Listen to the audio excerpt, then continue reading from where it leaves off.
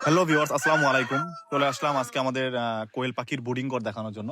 আসলে বিগত দিনে আপনি দেখেছেন আমাদের বোর্ডিং ঘর। আমরা এবার নতুন সিস্টেমে বোর্ডিং করতেছি। অনেক ঠান্ডা পড়েছে। ঠান্ডায় অনেক প্রবলেম হচ্ছে। আমাদের অনেক বাচ্চা মারা যাচ্ছে। এর জন্য আমরা এটা তৈরি করেছি। আমরা প্রত্যেকটা ছোট, ছোট রুম করেছি। রুমের ভিতরে আমরা ১৫০ বা ২০০ করে কোয়েল পাখি দিয়েছি। তারপর একটা করে ২০০ পাওয়ারের বাল্ব লাগিয়ে দিয়েছি। দেখেন আমাদের প্রত্যেকটা রুমের ভিতরে বাচ্চাগুলো অ্যা মোটামুটি ভালোই আলহামদুলিল্লাহ সুন্দরভাবে রয়েছে দেখেন।